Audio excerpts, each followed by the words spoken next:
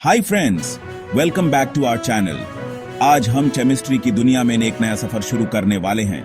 मैं हूं आपका दोस्त और आज हम क्लास 11 केमिस्ट्री का सबसे important chapter some basic concepts of chemistry को सिंपल लैंग्वेज में समझेंगे। यह चैप्टर है केमिस्ट्री की फाउंडेशन, तो मिस बिल्कुल मत करना। रेडी हो? चलो शुरू करते हैं। सो गाइज, सबसे पहले सोचो, केमिस्ट्री हमारे लिए इतनी इंपॉर्टेंट क्यों है? इमेजिन करो, दवाइयां जो हम खाते हैं, खाना जो हम खाते हैं, इवन पानी जो हम पीते हैं, सब में केमिस्ट्री है। मतलब बिना केमिस्ट्री के ना दवा बनेगी, ना टेस्टी खाना मिलेगा, ना साफ पानी। साइंस लैब में जो एक्सपेरिमेंट्स होते हैं वो भी केमिस्ट्री की वजह से पॉसिबल है। अब बात करते हैं मैटर यानी पदार्थ की। ये क्या होता है? सिंपल लैंग्वेज में, कोई भी चीज जिसमें मैस हो और जो स्पेस लेती हो वो मैटर है। जैसे पानी, किताब, हवा, सब मैटर है। मैटर की 3 मेन स्टेट्स होती है, सॉलिड, लिक्विड, गैस। जैसे आइस, पानी और स्टीम। अब मैटर का क्लासिफिकेशन समझो। ये 2 टाइप का हो सकता है, मिक्सचर या प्योर सब्सटेंस।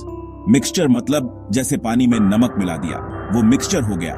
मिक्सचर 2 तरह के होते हैं, होमोजीनियस जैसे सॉल्ट वाटर और हेटेरोजीनियस जैसे oil in water. Pure substance मतलब या तो एलिमेंट जैसे HO या कंपाउंड जैसे H2O, CO2। मिक्सचर्स को हम फिजिकल मेथड से सेपरेट कर सकते हैं, लेकिन प्योर सब्सटेंसेस का कंपोजिशन हमेशा फिक्स रहता है। याद रखो, यही केमिस्ट्री की बेसिक्स है।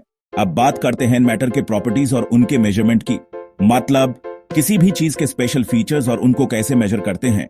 हर ऑब्जेक्ट के कुछ प्रॉपर्टीज होते हैं, जैसे कलर, हार्डनेस या मेल्टिंग पॉइंट। इनको हम फिजिकल प्रॉपर्टीज बोलते हैं, क्योंकि इन्हें मेजर करने से सब्सटेंस चेंज नहीं होता। दूसरी तरफ कुछ प्रॉपर्टीज टैब दिखते हैं जब सब्सटेंस रिएक्ट करता है, जैसे एसिडिटी या बेसिसिटी। इनको हम केमिकल प्रॉपर्टीज कहते हैं। मेजरमेंट के लिए हम यूज करते हैं SI यूनिट्स, जैसे मास के लिए किलोग्राम kg, लेंथ के लिए मीटर m और टाइम के लिए सेकंड s।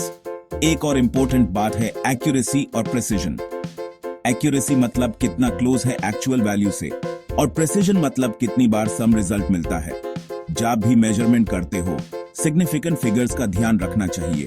ये बताते हैं कि तुम्हारा आंसर कितना रिलायबल है। तो प्रॉपर्टीज समझो, सही यूनिट्स यूज करो और मेजरमेंट को ढंग से लिखो ताकि तुम्हारा साइंस स्ट्रांग हो। अब हम आते हैं केमिकल कॉम्बिनेशन के रूल्स पर, जो केमिस्ट्री की फाउंडेशन है। इनको समझना बहुत इंपॉर्टेंट है, क्योंकि इन्हीं से रिएक्शंस का लॉजिक समझ आता है। सबसे पहला है law of conservation of mass, जिसे लवोजिये ने दिया था। इस लॉ कहता है किसी भी केमिकल रिएक्शन में टोटल मास कभी क्रिएट या डिस्ट्रॉय नहीं होता। जैसे अगर आप दंजी रिएक्टेंट्स लेते हो तो प्रोडक्ट्स भी दंजी ही मिलेंगे। सिंपल। दूसरा है लॉ ऑफ डेफिनेट प्रोपोर्शंस, जो प्रूस्ट ने दिया था। इसका मतलब कोई भी कंपाउंड जैसे H2O, उसमें हमेशा हाइड्रोजन और ऑक्सीजन एक फिक्स्ड रेशियो में ही मिलेंगे। यानी HO का मास रेशियो हमेशा 1:8 ही रहेगा, चाहे कितना भी सैंपल हो। तीसरा है लॉ ऑफ मल्टीपल प्रोपोर्शंस, जो डाल्टन ने दिया था। इस लॉ कहता है अगर 2 एलिमेंट्स एक से ज्यादा कंपाउंड्स बनाते हैं, जैसे CO और CO2, तो एक एलिमेंट का मास दूसरे के फिक्स्ड मास के साथ सिंपल होल नंबर रेशियो में होता है, जैसे कार्बन और ऑक्सीजन के बीच 1:2 का रेशियो। चौथा है गै-लुसाक्स लॉ ऑफ गैसियस वॉल्यूम्स। इस लॉ कहता है जब गैसेस रिएक्ट करती हैं तो उनके वॉल्यूम्स हमेशा सिंपल होल नंबर रेशियो में होते हैं, प्रोवाइडेड टेम्परेचर और प्रेशर सेम हो। और पांचवा है अवोगाद्रोस लॉ। इसके अकॉर्डिंग सेम टेम्परेचर और प्रेशर पर सभी गैसेस के इक्वल वॉल्यूम्स में मॉलिक्यूल्स की संख्या भी इक्वल होती है। यानी n लीटर हाइड्रोजन और n लीटर ऑक्सीजन में मॉलिक्यूल्स बराबर होंगे। अब हम बात करते हैं डाल्टन के एटॉमिक थ्योरी की, जो इन केमिकल रूल्स को समझाने के लिए दी गई थी। इमेजिन करो, सब कुछ छोटे छोटे एटम्स से बना है। डाल्टन ने बोला कि एटम्स इंडिविजिबल होते हैं, एक ही एलिमेंट के एटम्स बिल्कुल सेम होते हैं, और जब एलिमेंट्स कंबाइन करते हैं तो वो सिंपल रेशियोज में कंबाइन करते हैं। Simple, right? हाँ, कुछ पॉइंट्स बाद में साइंटिस्ट्स ने अपडेट किए, लेकिन डाल्टन का थ्योरी केमिस्ट्री का बेस बन गया। अब आते हैं एटॉमिक मास और मॉलिक्यूलर मास पर। एटॉमिक मास यूनिट यानी अणु क्या होता है? ये एक स्टैंडर्ड यूनिट है जिससे हम एटम्स का मास मेजर करते हैं। एक अणु का मतलब है कार्बन 12 एटम के मास का n बाद पार्ट। इसे हम कंपेयर कर सकते हैं सभी एटम्स का मास। हर एलिमेंट का एवरेज एटॉमिक मास उसके आइसोटोप्स के मास का वेटेड एवरेज होता है। जैसे क्लोरीन के दो आइसोटोप्स होते हैं तो उसका एटॉमिक मास एवरेज होता है। मोलिकुलर मास क्या है? एक मोलिक्यूल के अंदर जितने भी एटम्स हैं उन सब के एटॉमिक मासेस का टोटल। जैसे H2O का मोलिकुलर मास हाइड्रोजन और ऑक्सीजन के एटॉमिक मास का सम। अगर कंपाउंड आयोनिक है तो उसका फॉर्मूला मास निकालते हैं जैसे NaCl का फॉर्मूला मास। इजी। अब आया केमिस्ट्री का किंग, मोल कॉन्सेप्ट। इसको समझना बहुत जरूरी है क्योंकि इससे सारे न्यूमेरिकल आसान हो जाते हैं। मोल मतलब वो अमाउंट ऑफ सब्सटेंस जिसमें 622 10 व 23 पार्टिकल्स होते हैं। इस नंबर के वो अवोगाद्रो नंबर या Na कहते हैं। एग्जाम्पल, 1 मोल पानी में 622 10 23 वाटर मॉलिक्यूल्स होते हैं। जैसे 1 डजन में 12 आइटम्स होते हैं, वैसे ही 8 मोल में ये ह्यूज नंबर ऑफ पार्टिकल्स होते हैं।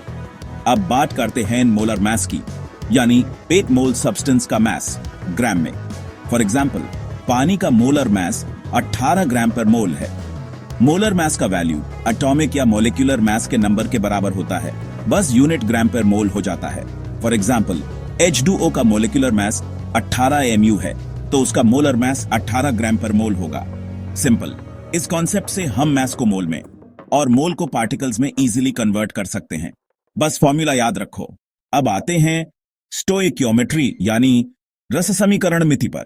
सिंपल वर्ड्स में स्टोइकियोमेट्री बताती है कि एक बैलेंस्ड केमिकल इक्वेशन में रिएक्टेंट्स और प्रोडक्ट्स का कितना क्वांटिटी रिलेशन होता है। एक इंपॉर्टेंट कंसेप्ट है लिमिटिंग रीएजेंट, मतलब रिएक्शन में जो पहले खत्म हो जाता है वही डिसाइड करता है कितना प्रोडक्ट बनेगा। इसको समझो सैंडविच एग्जाम्पल से। अगर आपके पास 10 ब्रेड स्लाइसेस हैं और सिर्फ 3 चीज स्लाइसेस, तो चीज हाई लिमिटिंग रीजेंट है क्योंकि सिर्फ 3 सैंडविचेस बनेंगे। अब बात करते हैं कंसंट्रेशन टर्म्स की जो सॉल्यूशंस में यूज होते हैं, जैसे मास परसेंट, सॉल्यूशन में सोल्यूट का कितना परसेंट है।